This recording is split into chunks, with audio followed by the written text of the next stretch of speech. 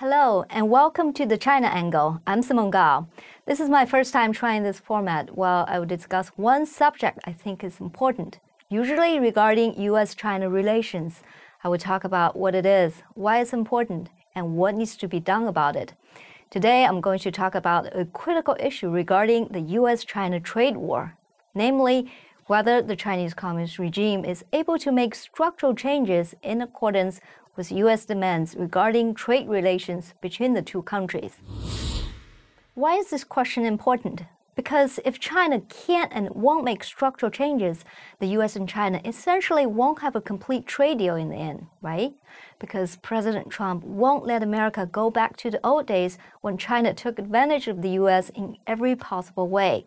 So if China doesn't change its behavior, the two economies will inevitably lead to a decoupling. Here's what I think.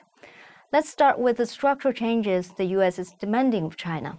The Chinese regime's systematic practices have caused an unfair imbalance in U.S.-China trade and economic relations. For example, U.S. companies are forced to transfer their technology to Chinese companies when they do business in China. Chinese entities steal intellectual property. There are tariff and non-tariff barriers, manipulation of currency, and a huge U.S. trade deficit with China.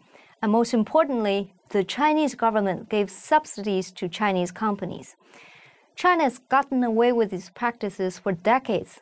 Now, finally, the Trump administration is demanding change. Will China make structural changes? No, it won't, because those practices are fundamental to whether the Chinese Communist Party can stay in power. They've never been able to make these changes, even under maximum pressure. This time is no different. Here's a little history.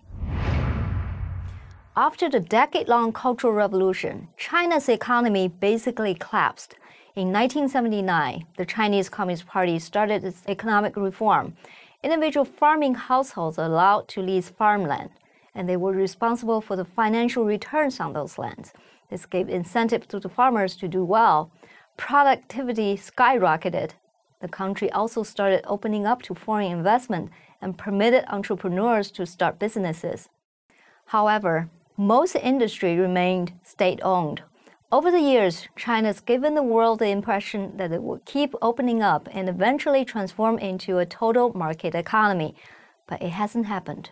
Why? The reason is quite simple. It is because its political system is at odds with the market economy it's trying to morph into. The CCP can and won't change its political system, so it would never completely transform into a market economy. A real market economy requires certain qualities from its corresponding political system. The most important ones are individual rights, private property rights, a strong rule of law, and a limited government. These qualities fundamentally contradict how the Communist Party rules. In a communist society, there's no concept of individual rights and private property. Everything and everyone either belongs to the party or is controlled by the party, or both.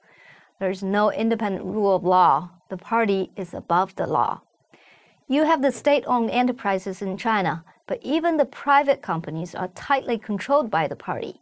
They need to have good relations with the party elites in order to obtain lucrative contracts and seek protection. Have the Chinese people tried to change their political system? Yes, they have. The sincerest and most daring effort for political reform between the Chinese people and some of the open-minded communist leaders resulted in a bloody crackdown. Yes, I'm talking about the 1989 Tiananmen pro-democracy movement. Deng Xiaoping, in the end, chose the party rule over people's yearning for democracy. Students and Chinese citizens were massacred.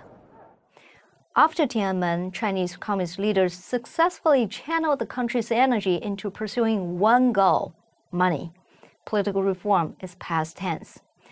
Now the Trump administration is demanding structural changes to U.S.-China trade relations. What does it really mean to the Chinese Communist Party? It means they have to change the way they run the Chinese economy, change the way they run the country, and essentially change the way the Communist Party stays in power. Let's take state subsidies, for example. China's been subsidizing its state-owned and state-directed industry for years. The cost of Huawei's 5G deployment is 40% lower than the next European bidder because of such subsidies. It is one of the key reasons why Chinese companies outperform their competitors worldwide. Huawei's success is the result of the Communist Party's commended industrial policy. It is the manifestation of the paramount power of the party. It is how the Communist Party envisions, under its leadership, the country will achieve Made in China 2025 and eventually replace America as the world's economic and technological leader. It is how the party rules and how China works. How can they easily give that up? In fact, under Xi Jinping, the party is tightening control of China's economy and the Chinese people. The party is reversing privatization by installing more party apparatus in private sectors by developing AI and surveillance technology. The party's grip on the Chinese people is tighter than ever. If structural changes are not possible, what's left is an inevitable decoupling of the two economies. The Trump administration has not yet made that decision. Here's the problem. If China won't make structural changes and the U.S. China economy isn't decoupled, in the end, the U.S. will lose the battle.